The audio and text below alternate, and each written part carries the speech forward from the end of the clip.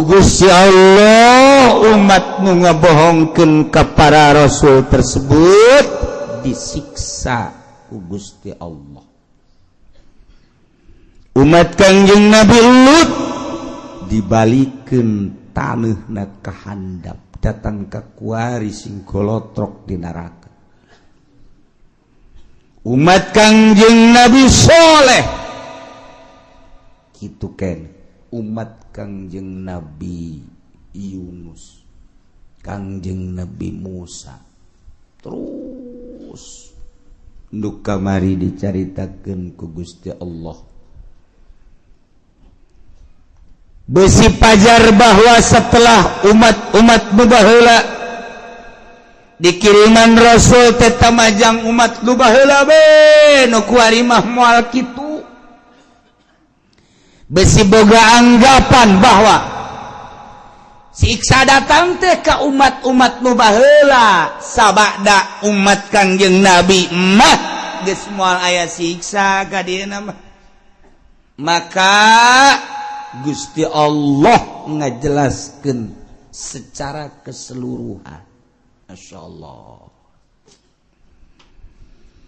Cik Gusti Allah wa ma arsalna fi qaryatin min nabiyyin illa akhadna ahlaha wallahu alamu bimuradi tepati ngutus kaula nu agung ka hiji nagara. Diutus seorang nabi kemudian nabi nu diutus ka negara tersebut teh dibarohongkeun ku umat-umatna. Tepati kaula ngutus seorang nabi ka negara kemudian dibohongkeun ku umatna illa akhadna kecuali ku kaula disiksa ahlina. Asal kula ngutus rasul ka hiji negara dibohongkeun ku ahlina. Teu percaya ka utusan kaula ku kaula umat tersebut teh disiksa. Nah eta teh terus berlanjut datang ka kuari disiksana ku Gusti Allah nu baheula teh hiji bil ba'sa'i asyiddatil faqri, kesempitan, kesusahan, sangat susah, wadharra'i jeung penderitaan gering baheula teh kararitu. Ketika hiji manusia hiji umat di negara kemudian ku Gusti Allah teh diturunkeun seorang nabi titah dakwah ngajakan nauhidkeun ka Gusti Allah, umatna didinya teu percaya ka nabi tersebut inkar, ku Gusti Allah selalu dibere siksa dengan cara siksaan teh ku kasangetan fakir, penderitaan gering dibere ku Gusti Allah teh paila datang ke hese, timbul penyakit. Maksud Allah kitu teh supaya berpikir manusia, la'allahum yatadarra'un, la'allahum yadurra'un. Dibere susah ku Gusti Allah, dibere gering manusia. Maksudnya supaya jelema tadarru ka Gusti Allah, nurut ka Rasul, nurut ka Nabi nu diutus ku Gusti Allah. DPDP supaya tunduk, supaya ngarendahkeun diri, anu dimaksud kadituna supaya percaya iman ka Allah, iman ka para nabi-nabi Allah subhanahu wa ta'ala. Eta umat nu baheula teh kitu tah heula tah. Eta teh sebagai contoh nu baheula. Cak Gusti Allah terus datang ka Kangjeng Nabi Muhammad, datang ka sabada Kangjeng Nabi Muhammad teh dikitukeun bae bakalna. Kayak dibere susah, dibere gering. Maksudnya supaya iman ke Allah. Indonesia baheula teh di zaman kitu Belanda. Urang mun nyaritakeun di zaman Belanda dongeng-dongeng Bapak urang baheula ma urang baheula ngeunahna cente lantaran eueuh roti boborosan kunyana dicabut geus mah boros pare geus mah boros kalapa boros panan pandan dan lain sebagainya didalahar kunyana kunaon eta lantaran eueuh bala-bala didaharkan kunyana susah kabladieuna terus kaleuweung diteangan kunyana buat tangkal ieu yang ngeunah ieu aya suag dicabut dibawa ka imah terus dipasian terus dikulub golotrok di dahar di kalapaan caknya langeun aya tetangga nu nurutan fajar suag kunyana hareng badur mabok nya eta kan zaman eta teh zaman susah nah ieu zaman susah ya dibere susah ieu keur zaman harita baheulanan zaman nenek moyang urang baheula jadi geunah bejana sagala derwak ngeunah nu asak mah sagala cente ngeunah sagala kingkit ngeunah sagala kitu katokak ngeunah sagala rupa kumaha eta atuh kapan eueuh dahareun nu aya eta atuh geus lamun urang nyaritakeun zaman kamari ieu beuh nyabot dangdeur masyaallah segede jempol teh di pasianan di dahar atah-atah isuk-isuk ku amis yaknyana loba dahar kuari mun teu nyeri beuteung kunaon sebab eueuh dahareun zaman eta mah ngeunah jasa zaman kula bae ge lamun urang ngadahar kitu nyaritakeun tentang ngadahar naon dangdeur atah pernah ngadahar kitu huwi nu atah ngeunah ngadahar sao atah ge ngeunah sao atah ya Allah ya Rabbi ku ngeunah eta sao teh komo rada mengkel-mengkel mah ya Allah sao atah tidak nu mantak baheula mah lamun aya rujak tumbuk teh rujak tumbuk mantep jasa lantaran sagala araratah araraya ngeunah kuari mah kuari loba dahareun teu ngeunah nu kos karitu nah ieu dibere hararese ku Gusti Allah tapi eta jelema lamun ba'da magrib breng ngararaji ka imah ustad nu tinggalin ngaraji kabeh mari ustadna ge teh yang dibayar jeung hayang-hayangan ge nu mayar ieu harita duit teh aduh bisa jana maca Quran aju anu rada gede mah pan baheula ngajina teh rada panderi mimiti nu ngejah heula aju nu gede geus ka Quran aju balik-balikna kan ka masjid di masjid paling jago nyana nakol bedug hiburanana teh nakol bedug hiburanana sakitu dagdugdug geus eta hiburan nyana sakitu doang geus baheula mah aman bere kabelah dieuna terus mahmur ku Gusti Allah teh terus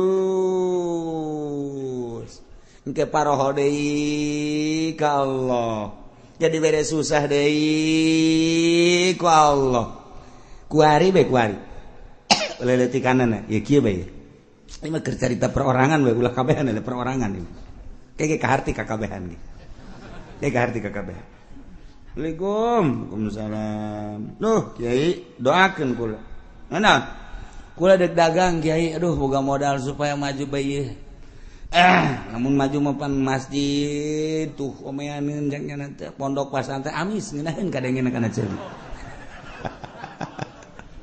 Ngeunaheun, nya geus pokona mah kula mah ibadah bae. Geus, doakeun ge padahal teh doakeun ge wae sugih-sugih ieu keur carita perjalanan.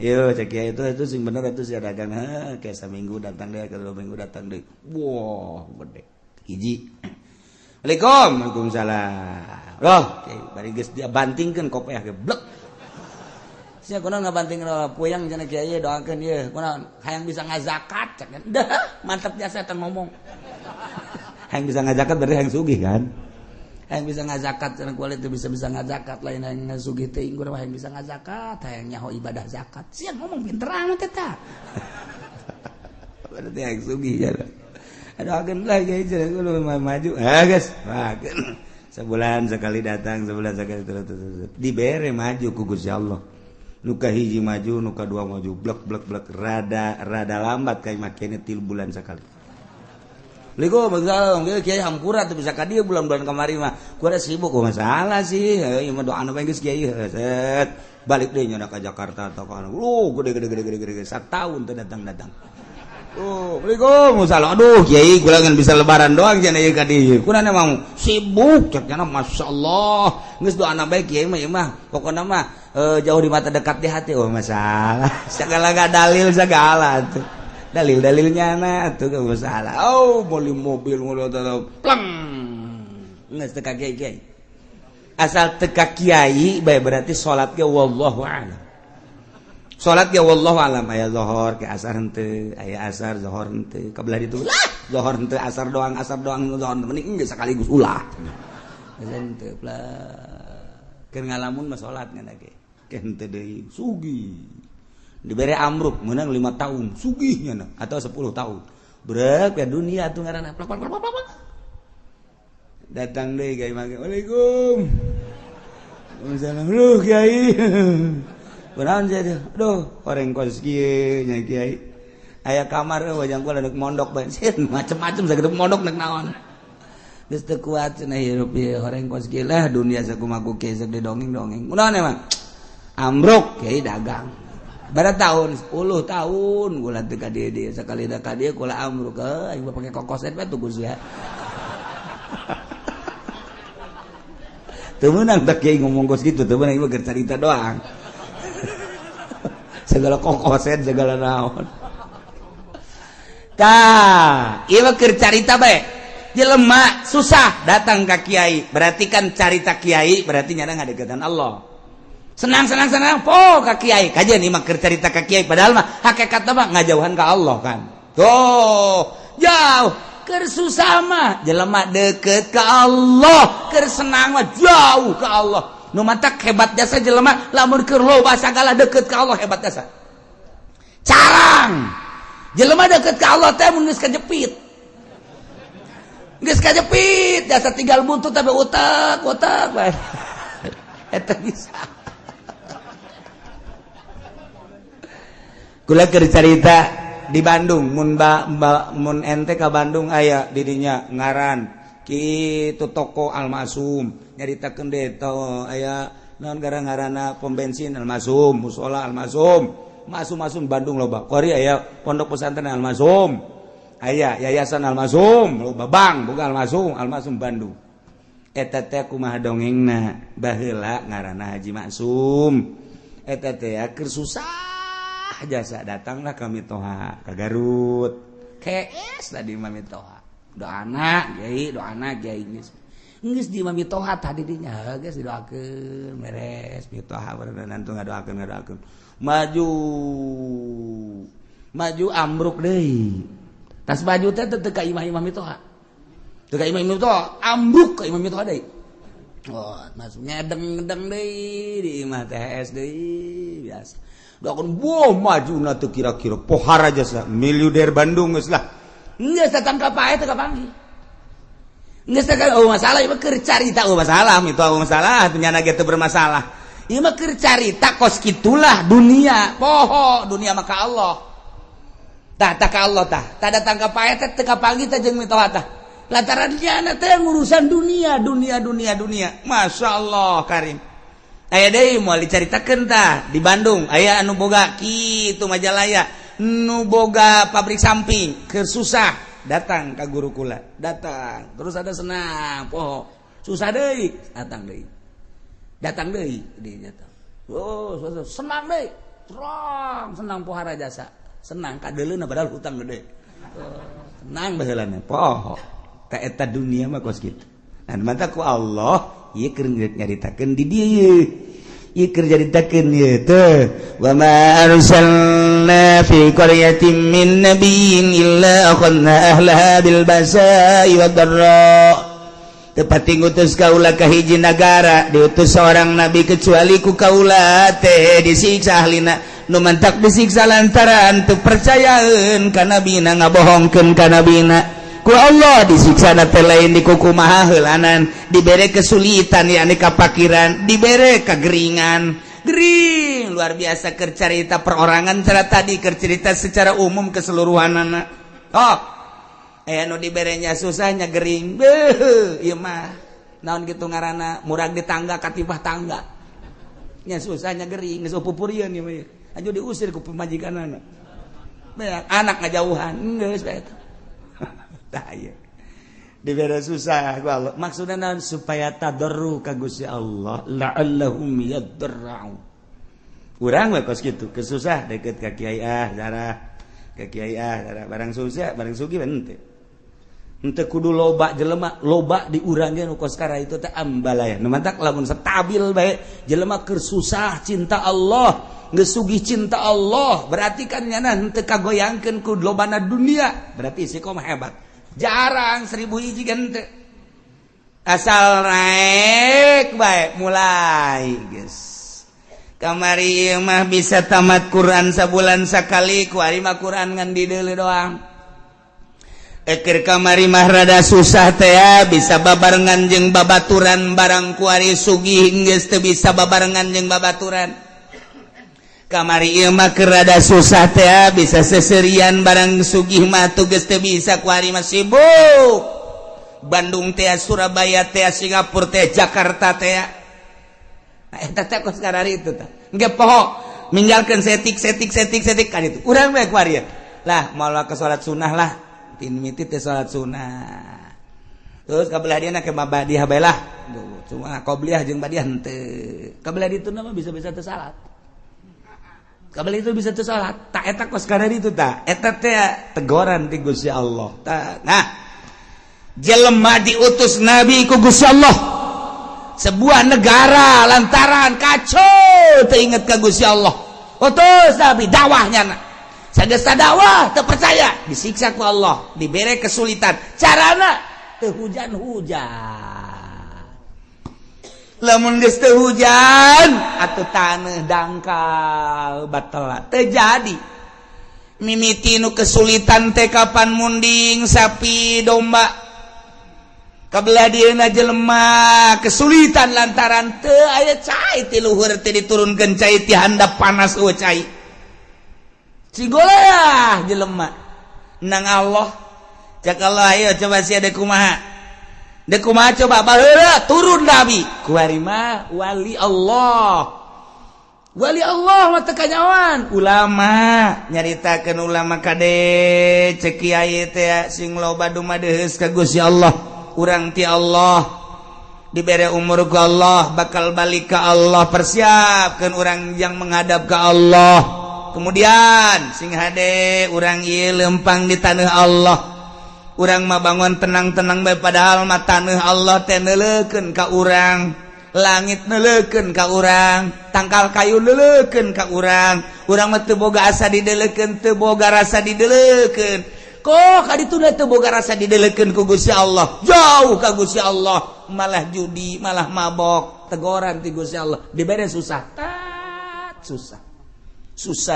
kesulitan higi kuari-kuari keur ditegor ku Gusti Allah pabrik balalangkrut kuari nunggus di PHK leuwih ti 50% pulang kampung kuari pabrik nu aya ge encan jelas manajemen geus teu jalan lantaran ekspor impor teu jalan sebab dolar makin naik kuari geus 13,4 kadituna lamun 14 geus leuwih parah deui antara pembelian bahan baku jeung produksi jeung penjualan teu seimbang sehingga PMHK-an anu dilobakeun lamun kuari encan jelas bakal datang ka iraha maka pabrik mulai gulung tikar geus pabrik gulung tikar berarti karyawan sabaraha ribu kali kuari keur aya kitu 50 pabrik atau 100 pabrik sapabrikna menelan manusia kitu 2000 baheula keur dirata-ratakeun kali 100 sabaraha jelema nu nganggur pulang kampung ka ditu terbengkalai nu boga kontrakan nu tadina ngandalkeun kontrakan di daharna teh tajang sagala rupa na kontrakanna ditinggalkeun maya listrik papan terus bae nu geus eueuh nek kumaha tinggalnya apa tambang mana yang gantung diri baik gitu ya mulai terus terbengkalai ye bang di urang kumaha pasarkan hari kurang geus teu jalan artina teh jalan teh kumaha jalan mah ala kadar jalan tapi kan lain cara biasa aset anu biasana satu hari menang 1 juta ku hari mah teu menang 500 acat ieu keur carita nu leutik carita nu gede ieu encan jelas datang ka irahana encan jelas. Nah, iker dicoba ku Gusti Allah, nu tenang-tenang santri doang. Santri suka mikiran pabrik henteu. Santri mikiran tani atuh henteu. Santri mikiran perekonomian teu henteu nya teh nyaho ka ekonomi ka politik teh nyaho santri mah. Sebab nya mah jadi wali ka abah. Mun nya wali santri. Ya tuh tenang wae nya. Ngitung bae we cenah geus payah balik-balik. Assalamualaikum. Seuseuri ya. Padahal mah kolot-kolong. Duh anak aing geus datang deui we. Bah, 2 poe balik deui ka pondok. Kudu aya duit 1 juta. Boh. Aduh, sakolot teh aing ngakak di anak aing. Ye, aya duit berangkat. Eueuh duit kula moal. Geus susul bawa. Bah, da kira ka pondok deui pondok. Meuli jisam kieu.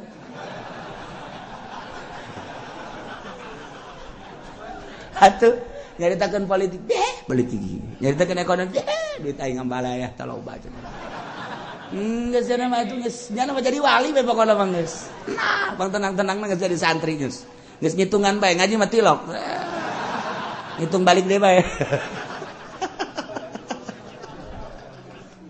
teu nyaho santri mah geus teu nyaho naon pokona mah ngaji ibadah geus teu nyaho naon jasa najan anu mikiran bae ge sugan atuh jadi kitu motivasi dan henteu atuh mani nyana salat berjamaah tas berjamaah pondok ngaca Quran tadarus Allahu lazim bak dak masak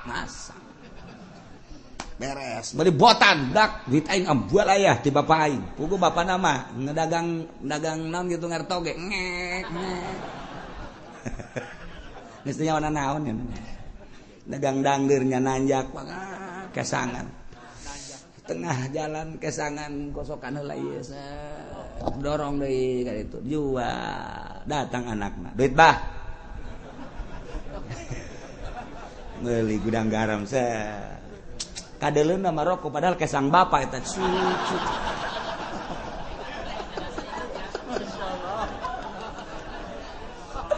tapi juga boga pikiran atuh henteu ya bapana ge ikhlas karena Allah lantaran cak bapana aing ridho jasa aing dagang dangdeur capek ge tah pake ngabiayaan sia komo sia bisa ngaji teu bisa ngaji ge aing nitipkeun ka sia teh keur macaan Quran ngajelaskeun Quran hadis eta teh ucapan Allah ucapan Kangjeng Rasul geus atuh pokona mah aing mah penting mah sorga we coba mantep teh coba yeay kolotna ge senangeun ya eta teh nyana anu di deuleuh akhirat coba sakola hayo mere duit tak 3 juta jadi ibadah wallahu a'lam nu dibaca anak kitab naon dan lain-lain sebagainya jadi ibadah kalau wallahu a'lam datang deui minta duit hak tak dipake poya-poya ku anakna keur carita bener bae heulanan sakolana wallahu a'lam jadi ibadah wallahu a'lam teu ge buka tuh hate sia bego kalau teh ieu mah keur nu capek bae tah mere ka anakna keur carita bisa ngajina geus pohara keur teu bisa ngajina dicatet ku malaikat masyaallah anakna cicing di pondok keur berjuang ngalaksanakeun muacaan kitab Allah dawuhan Rasulullah dawuhan ulama dibiayaan ku bapakna anu gantar wasilah ngabiayaan anakna memeh anakna ka sorga kudu bapana heula amin sa anak sia teu sakola teu mondok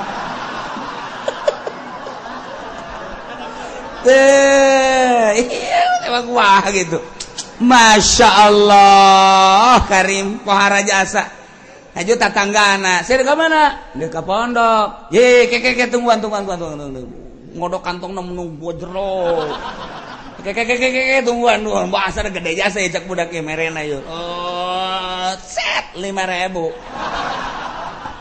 ceknya nanti aing nggak daguan ngodok kantong angel 5.000 doang dari geus mere-mere kan Masya Allah mantap kura inget bae kula mau bejakeun jelemana waktu kula keur mondok aya seorang pengusaha sok mere ka kula tah dek kapanggih aya deui urang di nu sok mere tek datang ka kura inget bae kuari geus marah naon kuari sok dihadiahan bae ku kula beuh aing baheula teh meuli kitab dibiayaan ku eta seorang pengusaha tah kuari sok dihadiahan bae lah berarti anu ternyata ge pasti aya akhirnya teh leungit tah hate teh tah nyana ngabiayaan teh sok mere mun balik sok mere mun balik sok mere aya deui dulur mun da balik menta teh mah itu dibagi-bagi ku Allah ge nu mere aya nu menta aya. Nah ieu mah keur carita mun muka mata hati urang blak. Atuh emang na hirup deuk di dunia doang. Beuh ke geus di akhirat. Blak. Masya Allah begitu seorang santri, ustad atau kiai ditimbang amalna bagus, sorga. Hai. Cak pengusaha. Malaikat, ulah kali ka sorgakeun. Emang kunaon gitu? Ulah ka. Emang naon hubunganan aya hubungan gede jeung kula ulah ka surgakeun ji naon heula ke tanyakeun eta kitab nu dibaca ku nyana nang meuli saha tanyakeun tad emang boga kitab nang meulikeun saha aya nang meulikeun Pak Anu bener tuh Bapak Anu mana tuh rangkulan nya bari ngarangkul bang ngarewas ajak atuh ka sore. Jadi kumaha atuh usul lain mah pokona mah ieu ustad bisa baca Quran bisa baca kitab pan kitabna ti Bapak. Bejakeun ka Gusti Allah. Eta kitab nang ti Bapak kitu. Bejakeun ka ditu. Di cek ustad teh bisa kitu. Bejakeun ka malaikat beja.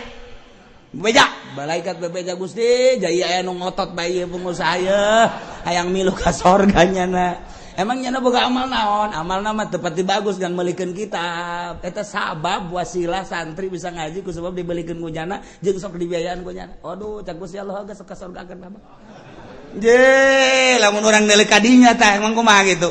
Ulah-ulah eta kapan dongeng Kangjeng Nabi aya jelema nu maot teu boga amalna naon. Ulah ka di nerakakeun. Cak Kangjeng Nabi pan gitu. Coba sugan wau tante nyana teh pernah ngaji tante jeung kiai. Tanya pernah ngaji? Henteu. Pernah bareng jeung kiai teh kitu bejakeun. Pernah bareng jeung kiai teh? Henteu. Waun teh jeung kiai bejakeun. Waun teh jeung kiai henteu. Ieu mah budak pamosrongan ieu mah. Gaji tilok waun teu bareng teu pan puara tah mah. Coba pernah henteu ka imah kiai bae. Tanya siapa pernah ka imah kiai? Henteu. Masyaallah. Ieu henteu sama sakit henteu. Cak Kangjeng Nabi liwat tanya liwat pernah teu ka imah kiai? Barang ditanya siapa pernah teu liwat ka imah kiai? Mun liwat pernah. Eta ge neangan embe. Embe kula leungit liwat ka imah kiai aya nu ngomong eta cenah imah kiai jadi kula nyawa geus kasorgakeun berarti nyana eta nyahoeun ka imah kiai. Je atuh komo nu ngararaji di dieu. Ta eta nu ngabiayaan sarana agama mah kos kitu lain lalagan eta dongeng Kangjeng Nabi. Ditanya heula coba, pernah ngaji henteu? Henteu. Pernah waun teu? Henteu. Pernah bareng teu jeung kiai? Henteu. Pernah ka imah kiai teu silaturahmi? Henteu. Wow, pohara jasa ieu mah. Eueuh sama sakali cenah mah ieu. Liwat ka imah kiai eta doang, eta ge neangan embe salam.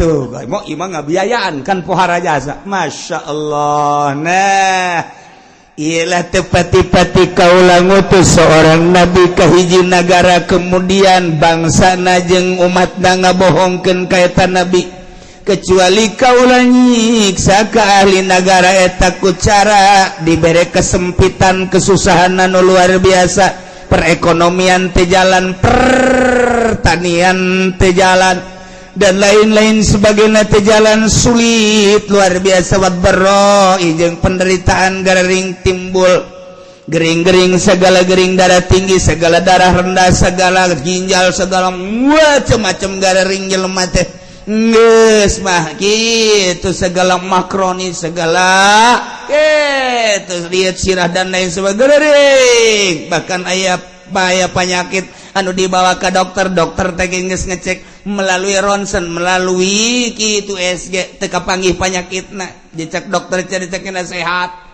pugu gering tapi cek dokter sehat bapak ini udah pulang aja sehat pugu gering bingungnya nanti aing gering dibajar sehat dokter bodoh guys bukunya geringnya ngarasakan tapi cek dokter teh melalui ronsen penyakitan melalui penyakitan darahna bagus ya teh bapak sehat ceknya cek jantung sehat cek paru-paru guys sehat tapi nyana nangis bisa kicep aja cek dokter pulang bapak sehat aing gering ceknya teh. Nah ini bukan bagian dokter, coba ke sono ke Jampang Surade takut ada gaang di dalam perut nih coba. Nah iya geus teu kapagieun ku dokter ge geus teu kapagieun dibawa ku ari ka kulon ka Pandeglang kaca dasari aya di dinya teu nu make iket ini penyakitnya cekel ping-ping keluar paku tuh dulu tuh paku kos kieu aya di jero awak untung bisa HS gesaknya nanti Masya Allah cak nu nganter tuh lamun 3 kilo mah bisa pakai ngabangun tah paku